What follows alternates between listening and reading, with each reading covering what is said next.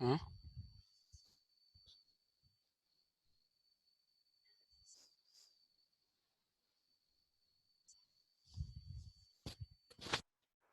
He will come.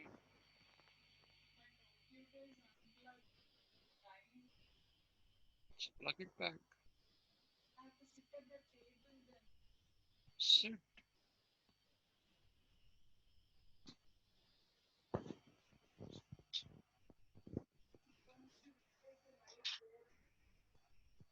No, you sit this side like you do when you sit with page class.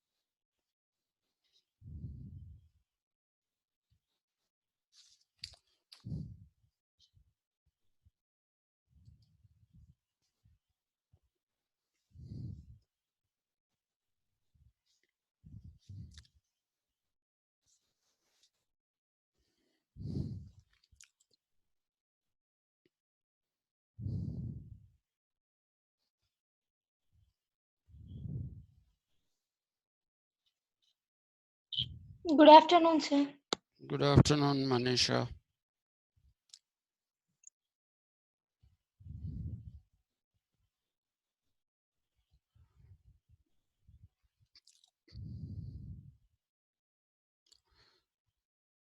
Is anybody else expected, Manisha? Maybe, sir. Sorry? I couldn't. Don't. You don't know. Mm, Okay. We'll wait for 2 minutes. okay, sir. Anusha has come.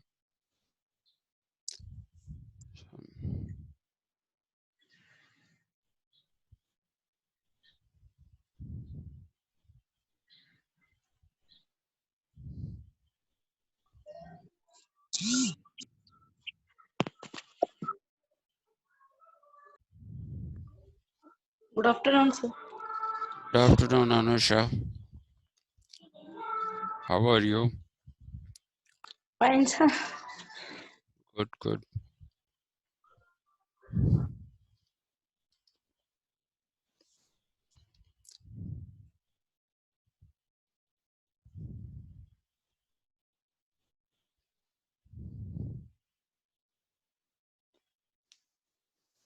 Good afternoon, children. Did you say good afternoon, Rasagna? Yes, sir. It didn't sound like that because there's a lot of echo coming. So, you know, half my service in Osmania University was in women's college, and your class has become a reminder of women's college. Only girls come to this class. It's been ages since a male student has attended this class. Hmm. Anyway, I think there are enough of us, and so let's get going.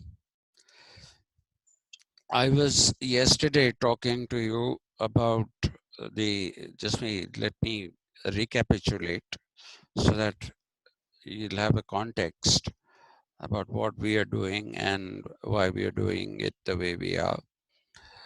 I was talking to you about Kautilya and his advice to the king, okay, and all the things that a king is supposed to do, because he, I told you, did not believe that a king should become king by descent, descent, descent, okay, or by birth. He believed that a king is somebody who proves his leadership qualities, his wisdom, his bravery, okay, and his ability to convince people to do what he thinks is the right thing to do. And in the scheme of things that Kautilya has, what we actually find is that Kautilya attaches the greatest importance to people. And one can possibly say, arguably, of course, uh, that Kautilya was the first person in Indian history to talk about the idea of a legitimacy of the ruler, to explicitly talk about. See, we do not have enough data about Janapadas. We know that they existed, but we do not really know how the chieftains of the Janapadas became the chieftains. We do know for a fact that that was also not by descent.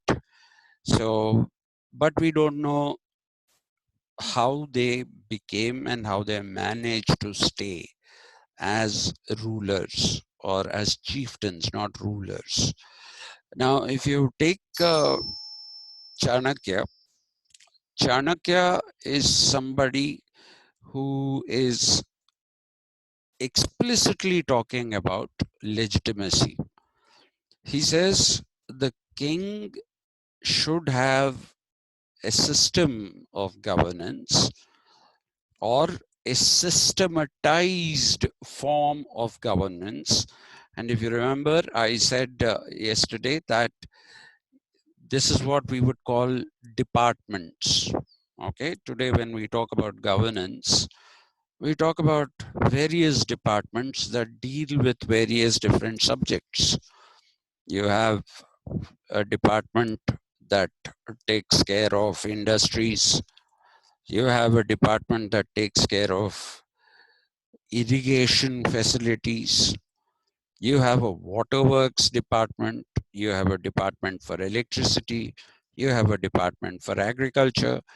So, you know, we're looking at these kind of creation of, well, in his time, There, we can't possibly use the term departments, but some kind of systematization of governance with people being given specific responsibilities by the king, and also seeing that the people who have been entrusted with responsibilities are doing their job properly.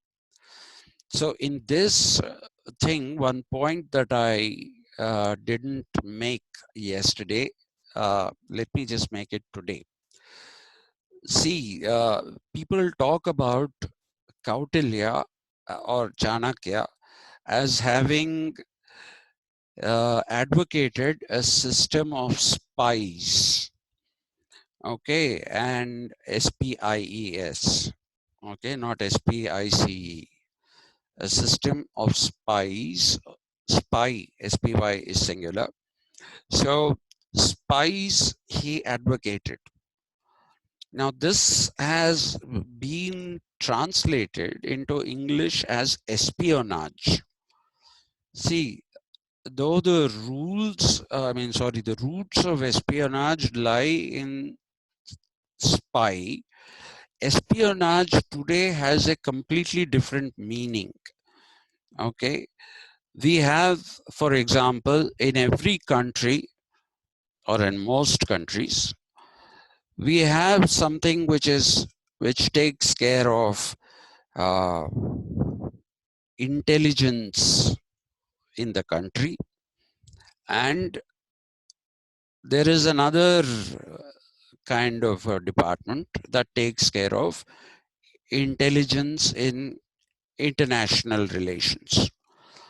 Now, you must understand that whether it is within the country or whether it is international, the espionage system is built on secretive networks, extremely secretive networks. Okay. So in India, for internal intelligence, to find out if there are terrorist threats or Maoist threats, to find out about all these things, we have what is called the IB, or the Intelligence Bureau. This looks after internal matters pertaining to internal security. Okay, but there are also people deployed in different countries of the world, either as uh, members of an embassy or in other capacities, which we don't know. If we all knew, then it wouldn't be intelligence and it wouldn't be secretive. So we have this thing called RAW, Research and Analysis Wing, that takes care of international espionage. Okay. Of late, we've been hearing that Pakistan is preparing a launch pad of people, terrorists, they are trying to smuggle across into India, and they want to have an attack, today's newspaper says, which is much, much bigger than the Pulwama incident that happened last year. Okay, uh, so this is intelligence, this is espionage. Okay, so Kautilya did talk about espionage. There is no doubt about it. But espionage today is not just finding out information, espionage is also to destabilize other countries. Like if you take America, okay, they also have they have three intelligence agencies actually. One is called the FBI, the Federal Bureau of Investigation, which takes care of intelligence within the country. Okay. And then you have the CIA, Central Intelligence Agency, that does espionage across the globe. Okay, and there is also a third agency which is called the Defense Intelligence Agency that basically tries to protect the defense machinery of the United States, and at the same time gathering information about other countries and their plans for what to do, how to do, and those kind of things. So now what we should remember here is that today the CIA, and when there was the USSR, it was called the KGB, Komitet Gasidurie Stevena Bezopedznazi. That was the name of their intelligence agency, KGB, which was preceded by another one called NKVD. Let's not get into those now. They also tried to destabilize what they thought were their enemy countries. Pakistan's ISI continues to do that with India through cross-border terrorism, disrupt activities in the country. Okay, don't let them live peacefully. Kautilya did not talk about this kind of espionage. Kautilya only wanted to find out information. And in this, there were two angles. The first angle is the one that is trying to find out if there are any aggressive designs on the part of a neighboring kingdom. And the second thing was also to know what systems of governance they were using. That was one.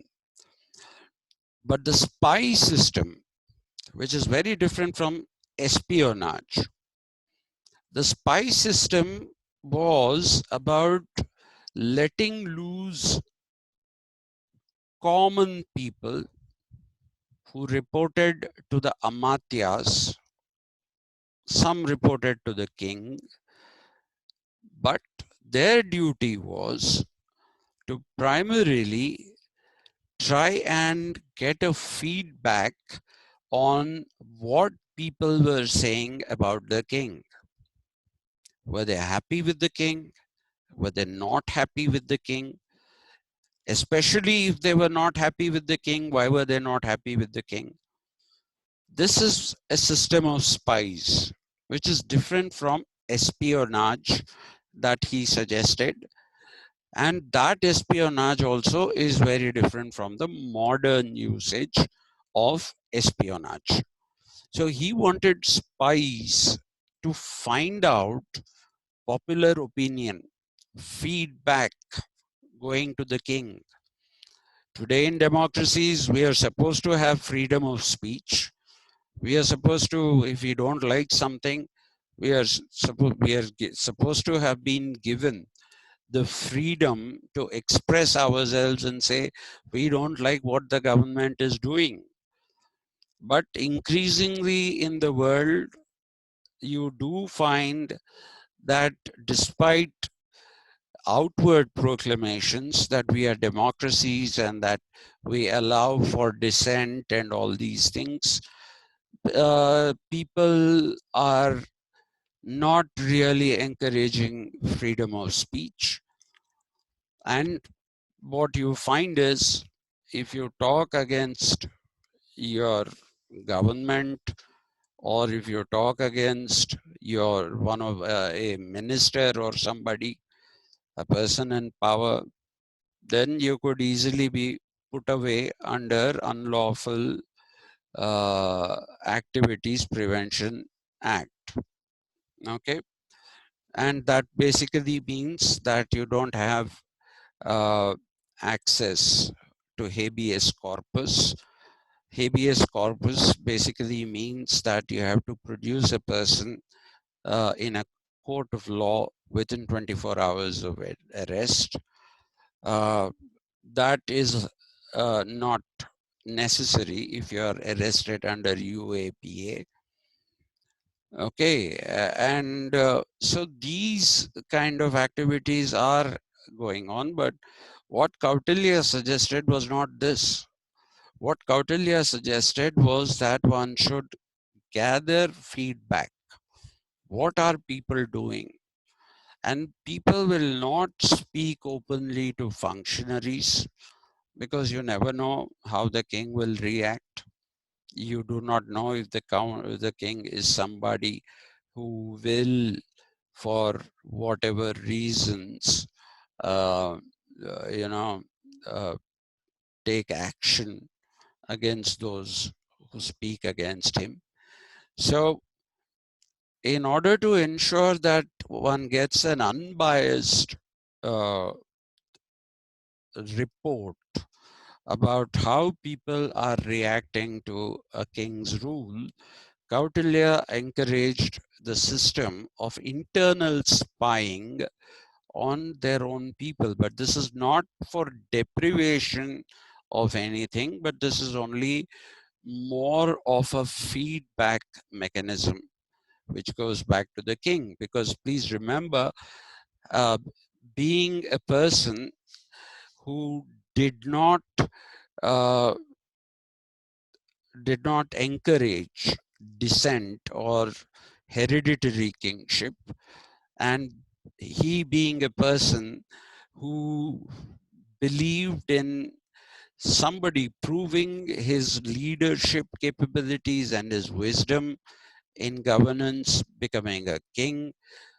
After he believed these things, it was necessary, he felt, for the king to know how people were reacting to him. Okay, so that is a feedback mechanism. So the internal spy system was not in any way to harass the uh, people uh, of a kingdom. It was just a way of gathering information so that the king could rule according to the likes of the people and not according to their dislikes. And that is why legitimation principle, I say, was perhaps the first documented use of it, can be found in the Arthashastra. There is no evidence if there were usages of the legitimation principle or legitimacy principle. Either usages is fine. There is no documented evidence of it prior to Kautilya's or Chanakya's Arthashastra. So that is one thing that you should keep in mind. And another thing yesterday that I was talking to you about was that, uh, he talked about how a kingdom should have fertile lands for the sake of water. For the sake of good agriculture. And those days, the economy was agricultural. Then we talked about perennial water sources, mainly rivers, but also lakes can be perennial. Like I told you, Kolleru Lake in Andhra Pradesh is a perennial lake.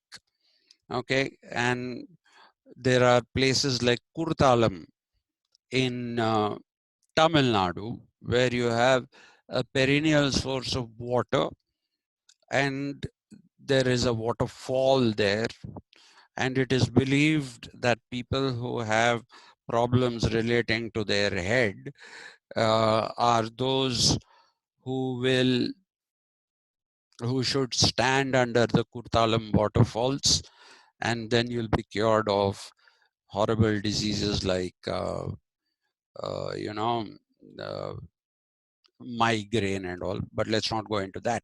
So he believed in the necessity to have perennial water bodies, either in the form of rivers or in the form of lakes or in the form of both.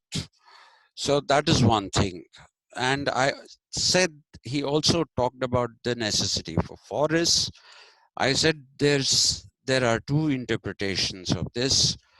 The first interpretation I talked to you about was guerrilla warfare. And then I said there isn't too much evidence of this. And I said it is probably more for environmental reasons because uh, forests bring rainfall and forests also stop topsoil erosion. So, keeping in view all these things, I said that it is more likely that he was talking about the necessity of forests for reasons which are environmental. Okay, that is what we were talking about yesterday. I said people also talked about guerrilla warfare. He advocated guerrilla warfare, and therefore he talked about the necessity of forests because it's easy to ambush your enemy in a forest than in an open ground. And I said that there isn't enough evidence to support this particular claim. But very funnily, I did some research, and in one of the 50 fragments of the Arthashastra, you will also find that apart from fertile lands, apart from perennial sources of water, and apart from forests, uh, there is also the advocacy of building a kingdom near where near a place which has hillocks, hills. Hillocks are smaller, hills are slightly bigger, not mountains, because not every country can have every kingdom rather can have either the Vindhyas or the Himalayas as its boundaries. But he did believe in the necessity to have hillocks, hills, and if possible, mountains. And there is a reasoning given for that, and that is something which is astounding. I found it astounding because he says, one, these hillocks or hills, they offer you protection from the enemy. You can see them coming. But more importantly, he said, if you occupy the heights, okay, if you occupy the heights, if you are on hills or hillocks, then you have a tactical advantage. The tactical advantage is that people who are fighting from the bottom are visible completely to you, whereas you can be on the top of a hillock or a hill and you will be hidden from their view. You can hide yourself behind rocks or wherever. Okay, so even today, when people are now talking about, the uh, problem that we are having with China regarding the LAC, line of actual control, uh, we say now that we have occupied higher spots, okay, near the Pangso Lake and uh, finger point 4 and finger point 5 or 6, one of these two. Okay, we have occupied the heights. And that, people believe, has given us a tactical advantage.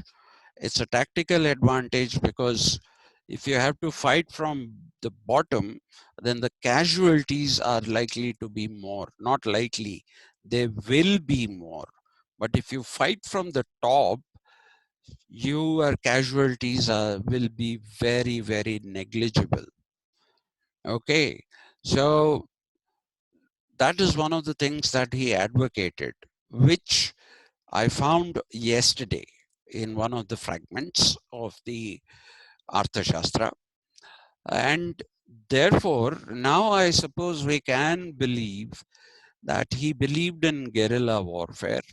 He believed in uh, having forests and hills for the sake of, having a military advantage over other people, other kingdoms that might have a hostile attitude towards your own kingdom. Okay, so this is something that we were not sure about yesterday, but since then I have found that quite uh, it is quite sustainable.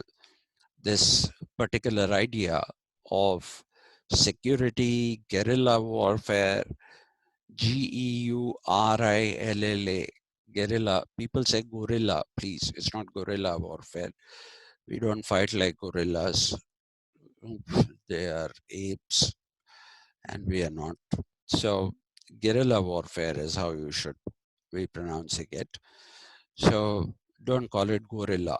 Geurilla, guerrilla warfare, which is you're not visible, you ambush your uh, enemies. Okay, well, so that clarifies some of the things that were not clarified adequately yesterday, which was the spy system and the espionage system, as well as the idea of guerrilla warfare. And once this mountains and hills thing came into the discussion, I found it easier to believe that he possibly did talk about guerrilla warfare as well. Okay. But then there is always this question, did he write it himself or is this a later interpolation? Because we do have 50 different documents which are called the Arthashastra, and we don't know which of them has actually been authored by Kautilya or Chanakya, and we don't know which of them may not have been authored, or there may be later interpolations, which is putting in some parts. Okay, so that is something that we will be coming to in a minute. Now, what you will find is that Kautilya's other big contribution is that he believed in a codification of a law system or a system of law. Okay, codification, which is what our constitution does. What does a constitution do? It codifies laws. Okay, and that is why we have articles so and so.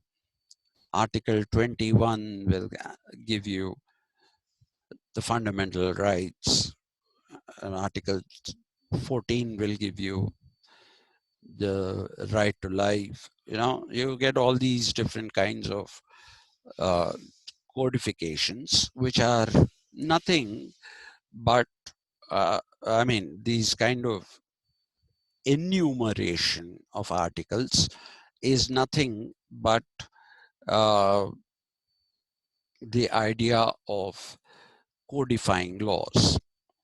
Now, when he talked about a systematic way of having laws and having some kind of primitive kind of codification, not the sophisticated kind of codification that we see today, uh, we do find that uh, he gave extreme importance to the system of law.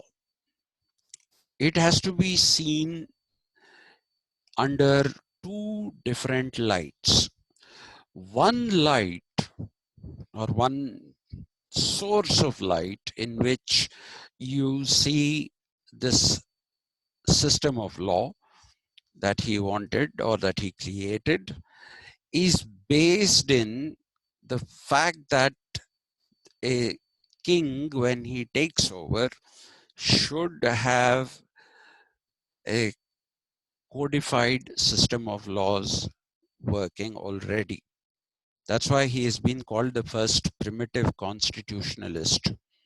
That is definitely not a wrong categorization.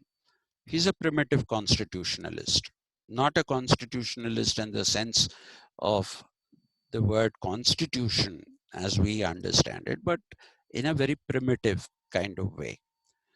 Okay, and so he talks about laws being codified, being necessary, so that transition from one king to another can happen smoothly.